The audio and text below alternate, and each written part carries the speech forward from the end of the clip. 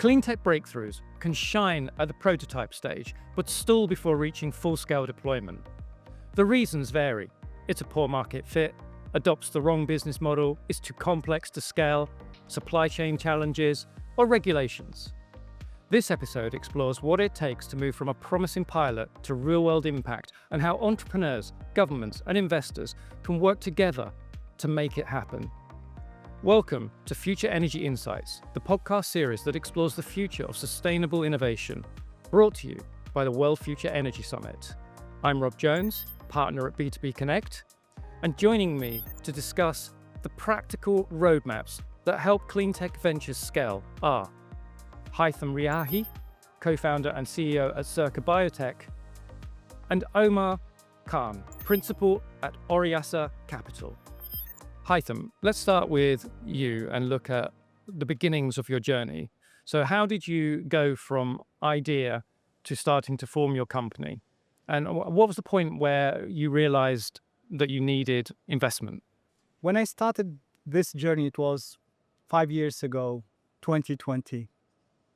And the idea that we wanted with our co-founders to address a global problem. A problem when we could have an impact not only here in the region, but global. So one of the big issues that the world is facing is food waste. 1/3 of the food produced globally is wasted.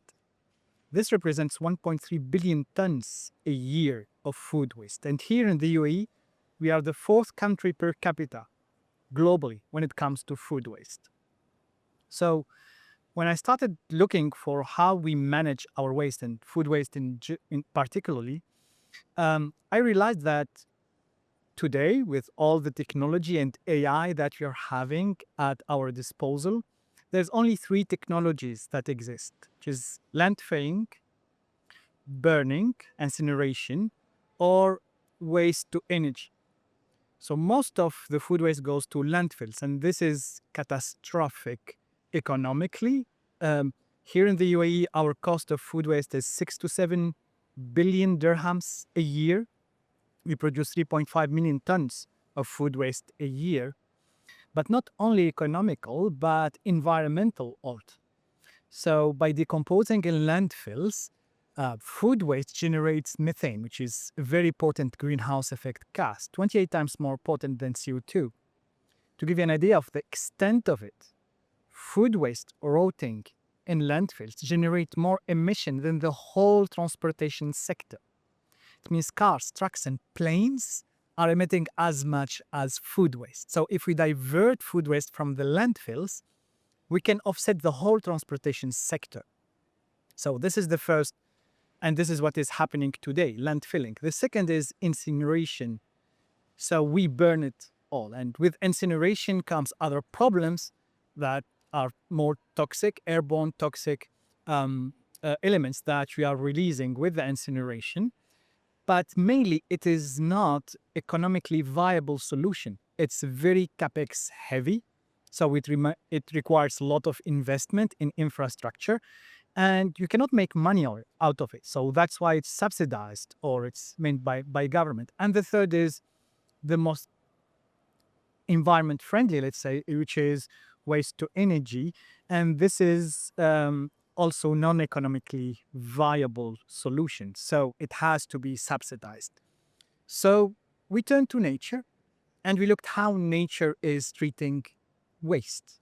So if you go to a forest, for example, you'll see there is no waste in a forest. The forest doesn't smell bad. So how the nature is doing their own recycling? So it goes with insects. So if you see a rat dying in a forest, you see that first it will be eaten by insects, and those insects will be eaten at their turn from reptiles or birds or even fish. So how we can harness the power of insects to treat our own problem of waste? So we engineered an environment where a beneficial insect called the black soldier fly could help us to upcycle our food waste. So we have a factory at an industrial scale that receives food waste. we give it to this beneficial insects that we are maintaining in a closed environment, controlled environment, that eats all without any emission in 10 days, 6,000 tons a year without emissions. And then we extract protein for animal feed, and we extract its oil to produce sustainable aviation fuel. So this is how all started. It's from this idea of how we can treat better or how can recycle better our food waste. Now, the second part of the question is how we realized that we needed investment. So for a long period of time, almost 4 years, we were bootstrapped. So it's our own investment plus the revenue that we generated that allowed us to grow and to upscale. So we started with a small, let's say, MVP, minimum viable product, in Masdar city, and now we are having an industrial facility in Alain Desert. When we did that, we realized that if we grow only with our revenue and our own funds, our growth will be very slow. And we will not be able to capture enough market shares to grow the way that we wanted to grow and to give the impact, to have the impact that we wanted to have. So we needed external funds, we needed investments that will help us to upscale and to treat more waste. And so how did you start the journey of actually looking for that investment? It was on phases, I would say. So as any venture, when you start with what we call family and friends. In this case, it was mainly the founders' funds that, because we believed in this project, so we put our own money in order to do it. And we are industry. So we are not a SaaS company. We are not a software company. So who said industry? Say infrastructure. So we need to invest in infrastructure in order to grow. Then we got business angels. So those are individuals that are willing to take risk and invest in early stage so they can help the company to grow, and then they can have enough return to justify the risk that they are taking.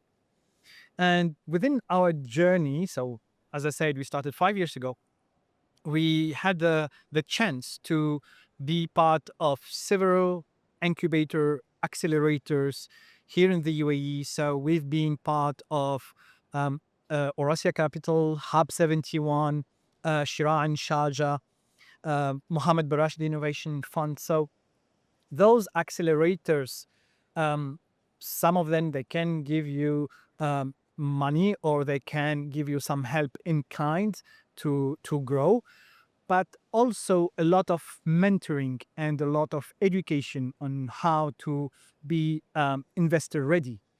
What is the language that you have to talk in order to get investors to get interested in what you are doing, how to present your venture, how you structure your venture in a way that it's a good investment for an investor, and they clearly see the return that they can make on those investments. So I would say it's mainly education, a lot of education first, so we can get ready for those rounds of fundraising, but also it's networking. So it's talking to those investors. And funny enough, the best investment advisors that we got them from investors that are not interested in our venture because it's not under their mandate, or we are too small or too big, whatever. But when investors are not interested in you, it's not a loss,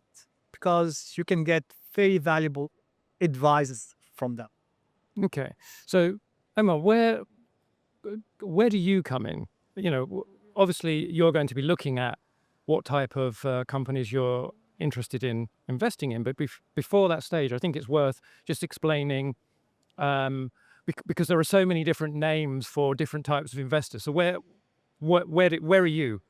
Yeah, I think I'll start off with a summary about who we are. So Oraseya Capital is a Dubai government-backed VC fund. We're backed by DIEZA, which is a Dubai Integrated Economic Zone Authority, which manages 3 economic zones here in Dubai.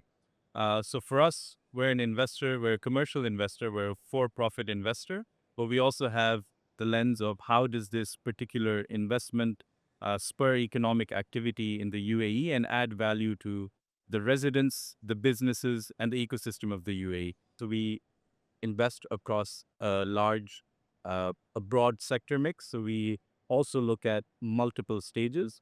So we define ourselves as an investor that goes from pre-seed all the way through Series B.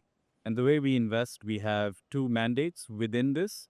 And so for pre-seed and somewhat seed stage deals, which I'll define in a moment, we primarily invest through an accelerator program, which Haythem referred to a few minutes ago, called Sandbox. And Sandbox is a program that allows us to invest in a programmatic fashion and invest across multiple companies in one go. And we run this program twice a year. So what it allows us to do is diligence and understand companies at scale and then make investments at scale as well so that we are essentially supporting a large number of companies in the UAE. The second part of our mandate, so that accounts for approximately 15% of our total fund size, and our total fund size is 500 million dirhams, so that's $135 million. The remainder of the allocation, or the larger portion of the allocation, is for what we call principal or core investments, and that ranges for companies from seed, Series A, and Series B stages. And the reason that's a larger allocation is purely mathematics, because as a company grows, it requires additional or larger sums of capital, hence our ticket sizes are larger.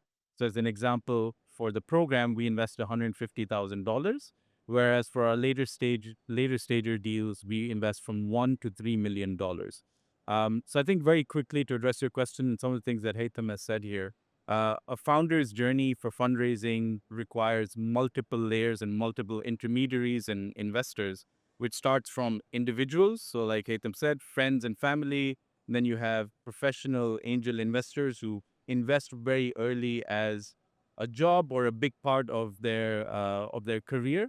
And then you move into accelerators, which is what we manage. And the purpose of an accelerator is to come in early for a startup, help them understand the business of venture capital, as well as set them up for future success and growth. You then move into institutional capital, which is where you talk about BCs and then potentially PEs. So these are just different terms to classify staging of a company. So for angels and for accelerators, companies are usually what we say at the product stage, but pre-commercialization or early commercialization. And all that really means is that you're early in your journey in selling to customers and generating revenue.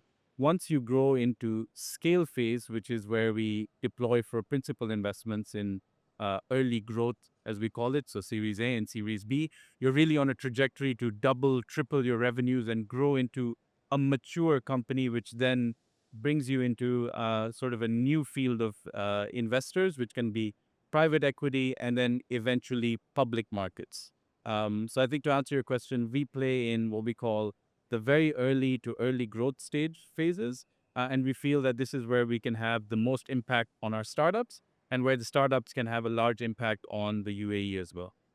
So, as an investor, do you have organizations that are both coming to you, and are you also going out and looking for companies that you want to invest in?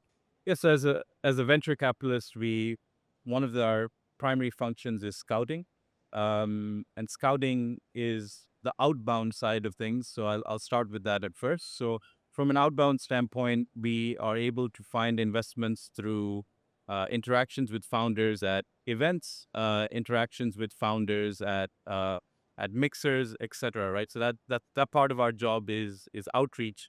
A lot of our deal flow is curated from partners that we invest with. So that could be, for example, another partner, another accelerator. Once the company graduates from the program, we have access to that company through our connections with the program, which then allows us to look at it from an investment standpoint. Another aspect of this is venture capital rounds, as many are familiar, are usually multiple investors or multiple parties joining around. And so we've built relationships with what we call co-investors. And at times, there'll be a particular investor that is leading around. They may share that transaction with us. We'll take a look and then join as well. So that's really what outbound looks like, I would say. From an inbound standpoint, we provide our information through various social media channels, through our website. We have our application link up for Sandbox, which is our accelerator program. So there's a lot of inbound interest from us as Oraseya directly, but also because we are part of a larger Dubai ecosystem through Diaz and through other Dubai government entities where deal flow is sent to us from other parties. So it's a mix of both. What are you looking for when you start making that investment journey? What's the consideration that makes you think, okay, yeah, is it the person? Is it their idea? Mix of both? What makes you put the money in? Yeah, that's a great question. I think just to summarize what I said earlier, we are a mandate-driven investor. So that's the first thing is transactions or deals have to meet our mandate. So our mandate is we invest in UAE companies. So the company needs to have a tie with the UAE. That's number one. Number two, it needs to be within our remit from a range standpoint, again, from pre-seed to Series B. So that's the absolute sort of tick box, right? From there, it becomes much more subjective. So for us, I think we are generally founder first. So founders are the critical aspect of the startup journey, especially in the earlier stages. And so we're assessing a lot of different things. So we're assessing soft skills in the sense of, do we believe this founder has the resilience, the skills to communicate their vision to all various stakeholders? Can they really go through this journey themselves and with their partners? What do the dynamics look like between the co-founders? And then from a more, let's call it a hard skill standpoint, what view do they have on this industry? Are they an industry expert? Do they have a unique or nuanced view that would allow them to win in this space? So I would say founders are the most important element, especially in the earlier stages. It's still important in the later stages, but in the later stages, companies have usually set up a larger organization. So it's not just the founders, it's the other individuals. At the end of the day, every business is the individuals that runs it, right? So that's element number one. I think the second element for us is market, of course. So market sizing, the appetite for customers to actually use and pay for the product is very important to us. And then for us, usually numbers don't lie, and so we're very focused on usage and growth and traction, as we call it in venture capital. And so at the end of the day, we like to see companies that are scaling fast, can achieve a mature scale to then generate a potential return for us that pays back our investments. So for you, Haythem, was it a rapid learning curve in terms of how to present yourself, how to present the company to try and attract that inward investment? I would say yes and no. So when it comes to presenting ourselves as founders or presenting our company, since my co-founder and myself, we had scientific background, but our professional career was mainly into sales and business development. So it was kind of easy for us to put ourselves out and to talk about the product and to market our company, our solution, and our products. However, there's some nuances to that. So talking about a product or convincing a customer is very different from convincing an investor. They don't talk the same language. They don't use the same metrics, KPIs to assess a product. Keep in mind that your customer, most of the time, especially when you are like us, so we are in a B2B environment, so we are dealing with professionals. Our customers are professionals. They know what you are talking about. They know the industry. They know the in and out of it. They may know even more than you do. When it comes to investor, as Omar said, most of the investors are industry agnostic. So they don't know about you, specifically about your industry.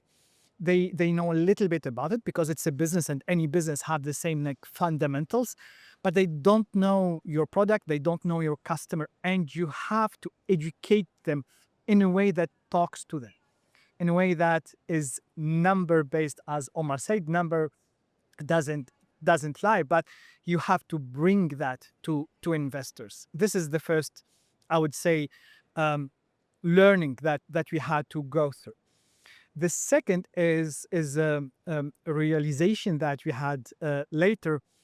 Most of the investors, their playbook is SaaS based. So most of the investors, institutional investor I'm talking, VCs, their playbook is based on a software company that is putting a product on the market that is having first traction and scaling fast.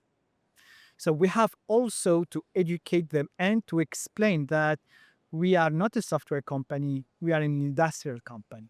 So what we consider as a rapid growth compared to a SaaS company, it's even a slow or a moderate growth, because we need infrastructure, we need building, we need skills to bring on, etc., etc. So this part of the equation, it's on us as founders to educate our investors on how it works, and to listen to them also, because they might give you very insightful advice on how to navigate all this complexity too. Well, that's an interesting point, because I asked Omar what from his side he's looking for in a company. And I guess for you, it's the same question really, isn't it? Is what are you looking for in an investor? Because it has to be a good fit. Absolutely. This is something that we realized not long ago, that for some VCs, they are not a good fit for us and we are not a good fit for them. So if the VC do not have this mandate on impact, or another thing, maybe if I may, correct me if I'm wrong, VCs are startups like us in a sense. So they are fundraising, they are deploying these funds, and they are expecting return to their LPs. So they are like us, and what they are looking for is a return, but depends on the period, the mandate that they are having. It could be 5 years, 7 years, or 10 years. So if you are talking to a VC that have short expectation when it comes to the return, they are expecting us to 10x in 3 years, definitely we will not be a good fit for them, and they are not a good fit for us. So you have also to be clever enough to understand what are the good VCs for you. This is one aspect. The second aspect also is VCs, once they put money on you, it's their interest also that you grow. So you want to select VCs that in their ecosystem of LPs or network of similar VCs, or even ecosystem of startups, they're having companies or entities or government bodies that can support your growth, that they are into this ecosystem, so they can present you to potential customers, they can present you to government entities that can facilitate licensing or other for you, etc., etc. So you have to first understand their KPIs and what they are expecting from a startup that they are investing in.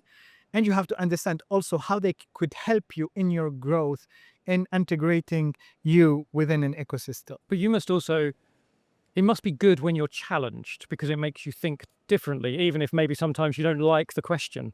This is our daily life, actually. Startups are challenged on a daily basis. Not only from VCs, they are challenged from VCs, from customers, from early investors, from government entities. It's a constant educational work that we have to do, and a constant questioning of our way of dealing with things and operating, etc., etc. We have to be agile, by the way. in a way that we are conducting our business, in a way that we are hiring and unfortunately firing people, the way that we are planning our scale up and growth. And there's I don't think that any founder could, unless they're coming from this world, they could have the experience and of seeing that much companies growing and scaling as VCs. So those are very valuable information for us, even the challenging one, because they made us think.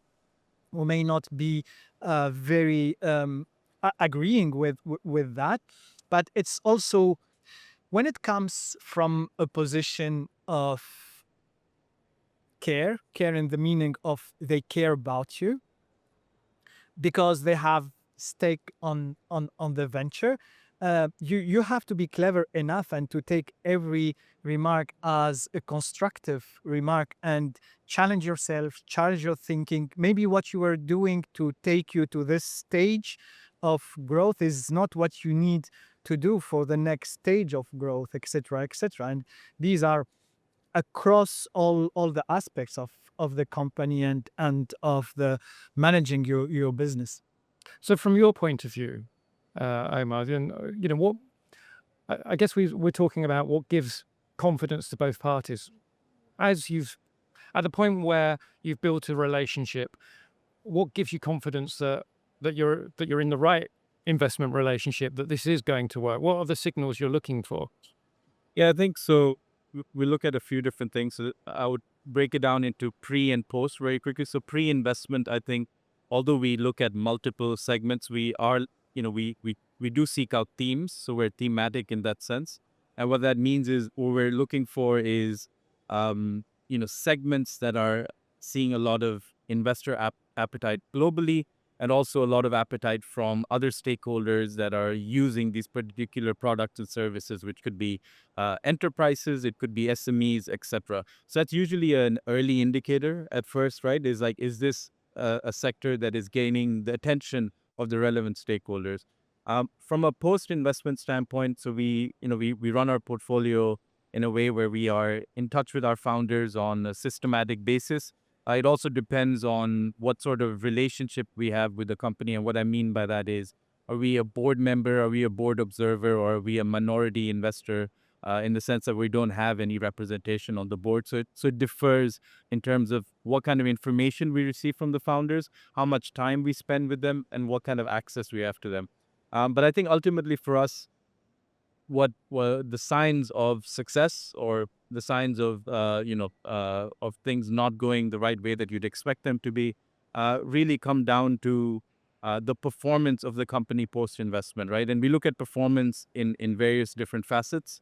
So obviously the easiest ones, as I'd indicated earlier, are financial metrics.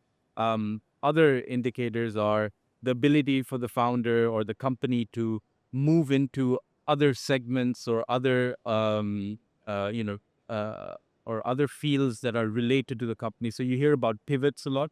So a lot of times as a startup, you start doing one thing, but you realize during your journey that the market actually needs something else from you. And that's because there's an uncertainty, right? These are not certain investments. You're not investing in a restaurant or or an oil and gas facility. Rather, you're investing in someone that is building a product for which you're trying to determine what the right market fit is. So I think what we like to see is a founder that if they are not gaining sort of the traction that they expected initially or getting the reception from their customers or investors on their particular product, can they find adjacent categories that then serve that purpose, right? So for us, it comes down to performance in terms of metrics. So we talked about financial, you have non-financial KPIs as well. And then you have the ability of the company to really move into the right paths. I think another one that's very interesting for us is the kind of talent that joins a particular startup, right? So as a company grows and matures, what we see is the ones that are more successful. You see other individuals who are willing to bet their career on this startup, right? So that would be joining in as as a senior C-level position or a director, etc. So the quality and the profile of the individuals joining the startup and the strength of the team also usually gives you a pretty strong indicator of this. I I mean, think that must indicate that they've bought into not just the idea, but they bought into the founder as well, and that passion from the founder. absolutely. I think that, you touched upon something really interesting. We always talk about founders and their ability to market, sell, and communicate, and we talk about that with respect to investors and customers. But really, what we see is more important is how do they, describe that vision and sell that vision to the individuals who are there building that company with them. Because at the end of the day, like Haythem said, this is not a short-term play for a VC or a founder. So the individuals that you have need to have a long-term view on what they're building. So those are some of the indicators. And are those the indicators you look for in terms of knowing maybe when it's time to advise a company that they should be scaling a bit more rapidly, or it's time to push that market further afield? Yeah, absolutely. I think there are a couple of things there. So we have a pulse on the market, right? As the VC, we never really know more than the startup, and if we know more than the startup and their team, then that's probably a negative indicator for us. So a lot of our value is understanding the market, understanding the macro landscape, and providing advice in that sense. So to answer your question specifically, it's not just about scale; it's about us having the ability to see what's going on with other competitors or other players in the field, what's happening from a investment and a liquidity standpoint. So a lot of our advice will come from what we see from the market as a whole, and then help extrapolate that down to that particular startup and give them advice to that. And you're also investing in lots of different companies. So I'm assuming, perhaps wrongly, please tell me, lots of different industries. So that must mean, well, one, how are you balancing that portfolio? But also, two, does that mean that you're then, because you're exposed to so many different industry types, you must be learning how these different company leaders act, that maybe you can then pass that knowledge on to others? In other words, does it become a large kind of almost symbiotic network? Absolutely. So I think there's multiple layers of that, but I think a term that's used a lot is pattern recognition, right? So what we see is patterns in terms of how founders react, how companies grow, and what that then means like from a success standpoint, right? Because you have a 10 or 15-year cycle in BC, and so having that time to see what was a successful route versus what was not such a successful route is important. But also there are many different paths to success, right? So it's not a one size fits all. So I think from a standpoint of one of the things that's unique to us is we invest at fairly large volumes because we have the accelerator and late stage. So we're able to actually bring in synergies a lot of time for our founders and our company. So they could be, pushing each other's products. They could be solving for different parts within the similar value chain. You see this in fintech a lot. And so there's a lot of areas of collaboration. And that brings a lot of value to the companies and the founders and to us as investors as well. Is that, Haythem, is that one of the advantages of the accelerator programs and the hubs that you get, that it brings lots of different organizations together? Definitely at an early stage, definitely. So this is in addition to the education properly that you have to have as a founder. Majority of the founders, they are very focused on the technicality or the business part of the business. There are other aspects. If you didn't raise funds, if you didn't be involved in that, you will learn that it's a job. It's a full-time job, and you have to be knowledgeable about it, and you have to learn how to do it and how to succeed in doing it, and how to prepare yourself and how to be attractive for an investor. So definitely, once you get into a stage of your growth that you are selling and you are now putting more effort into growing your business and scaling up, I think, yeah, there's less advantage for you with the accelerator and incubator, and it's not their job. Actually, they are there to incubate and accelerate very early stage companies. However, there is other structures that are similar to incubators but are more fit for a later growth stage. So I'm thinking, for example, of some association business clubs that are giving this kind of ecosystem and this environment to the companies and to the founders in order to grow and learn from each others. And VCs, they have a great role to play in that, because they are kind of also a cement to all of that. So they start with early stage companies, but they keep this relationship and they can make those connections because of what they learn, like through the cycle, 10, 15 years. So what was the point for you with Circa BioTech when you kind of stepped back, looked at your company and thought, yeah, this is going to work? I'll tell you something. When we started in the beginning with this venture, honestly, we didn't know. We didn't know if all the effort and money that we will be putting and the time and the blood and tears will worth it in the beginning. In the beginning, we have only three things that we know. We know there is a market. We know there's a problem to be solved. And we know that we can make a product to solve this problem. We didn't know if this product will find its customers and it will grow. This you cannot know. You have first to try it. You have to build it. You have to go through the pain of building and scaling and selling. Once you get your first sales and recurrent sales, this when you say like, yes, it's worth it, let's do it. Now you quit your day job and you get into a higher level of application. But yeah, and this is why founders are a very rare species. It's not for everyone. It requires a lot of sacrifice. It requires a lot of courage, and it requires a lot of resilience, because you know that today it's okay. You never know tomorrow what will be, and most probably there will be other problems and other challenges, and you have to pick up yourself and face the new challenges that are coming. So market and customer buy-in is the real indicator for us. The rest you never know. And then for next phases, what are you looking at for your next phase of growth? How are you going to bring that about? We are now in a stage that we validated the product market fit. We validated that our solution is scalable, that it's applicable in an industrial scale. So it's not just an idea or a concept, because if you talk to somebody, tell them like, we are turning food waste into jet fuel using insects, it sounds like science fiction. It's not real. But now it's real. So our stage right now is to go from 6,000 tons a year to 168,000 tons a year. And can that be achieved in the UAE, or do you have to expand internationally? Both.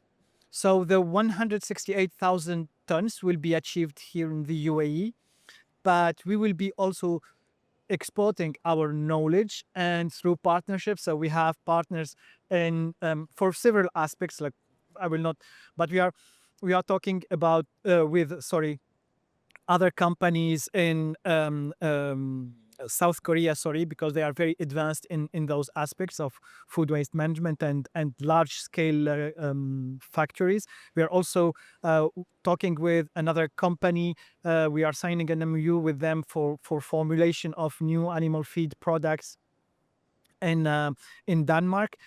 But we are also preparing our soft landing in the US. So we wanted to expand our companies beyond just the UAE, even though it's a big market, the GCC market here. But you've also, you talked about animal feed and jet fuel. Those are two highly regulated markets. You've got a lot of government policies that you have to navigate there. And also, particularly with something like jet fuel, again, there's got to be an international willingness. Actually, it's even more than that, because we are pioneer. So when we started our company, there was not even a license, economical activity for that. So we created our license under which we are operating today. Our license number is 0001.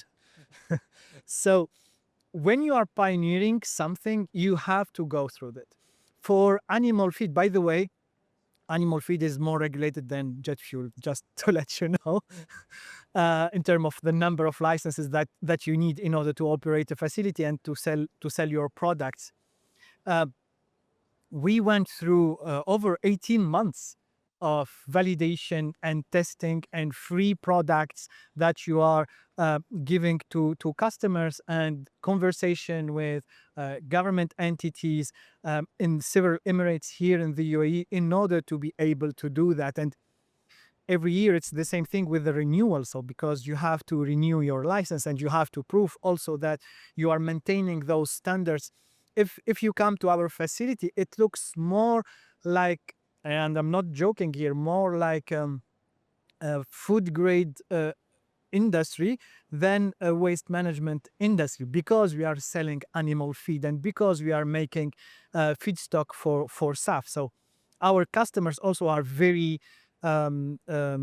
exigent on the product that they are getting. So our first customer for feedstock for SAF is ADNOC, and you can understand that for a small company like ours, getting business with ADNOC is a big deal, and you have to get to those standards. So that's why we don't sleep a lot. And that's why we need also funds, because at some points, in order to get to the market and in order to get to license your product, you need to do a lot of efforts in terms of production, in terms of certification, validation, and licensing. Okay. So for you, I was going to ask, what's a good roadmap look like for you? Because Haythem's talked about his roadmap. And then what do you see as, are there particular industries, technologies, sectors that you're looking at the moment that you think are the future where you want to be investing more? Yeah, I think I'll start from a sector standpoint here, and I'll try to bring it into clean tech as well. So, not to sound cliche here, but things that are touching artificial intelligence or related artificial intelligence are, of course, where a lot of venture funding is moving towards, and for good reason. I think the segments within artificial intelligence that make most sense to us here in the region are vertical AI solutions. So building AI on top of the large models specific for an industry or specific to our region, which could be language nuances or things of that nature. I think the other important thing that we look at is we think of AI as a tool. So what that means is it's not about building the artificial intelligence itself, but it's about what is the use case of that and how does it actually help the end consumer or the end business. So I think that's a sector, of course, that's very interesting. Fintech remains an extremely promising and interesting sector within the region, whether that's on the consumer side or in B2B, or whether that's at the intersection of traditional finance or DeFi with relation to Web3 technologies and things of that nature. I think from a touch upon clean tech, or we look at it from sustainability overall, because again, like you said, we're sector agnostic. So we break that into three fronts. So there's the software side, there's the built environment, and then there's transport and logistics widely. So I think there are opportunities within each of these. I think what we've seen in the region is that clients or companies have faced resistance from clients to actually pay for these services. But the catalyst on the flip side is government regulation, whether that is mandating a certain number of loans to green industries. So we see the intersection of fintech and clean tech being very interesting. Whether that's in terms of fuel or alternative energy sources, that's very interesting as well. So what we like to see in that sector in particular is what is that regulatory or industry change, because ultimately that's what's driving adoption. And then the second part, so that actually applies to fintech as well in terms of in terms of regulations and licenses. And then the other one, just to touch back upon what I said on AI, I think what's important is what is the technological change that is taking place that is enabling companies and founders to build things more efficiently, more like in a cheaper way, or the advancement that allows customers, again, to repeat myself, customers and businesses to transact in a way that is more beneficial to them. So those are some of the sectors that are interesting to us. Omar, Haythem, thank you so much for your time. What we've learned here is a better understanding of the journey that both the entrepreneur and the investor go on as they look to come together. How do you start to grow your company? How do you take it through the different stages? And also for the investor, what are they looking for? How do they want you to present yourself to them? And then how do they work together in the future as they seek to grow that company? Because of course it's in both parties' interest to see that company grow, develop, evolve, because both want to make a success of it. This has been a Future Energy Insight podcast brought to you by the World Future Energy Summit.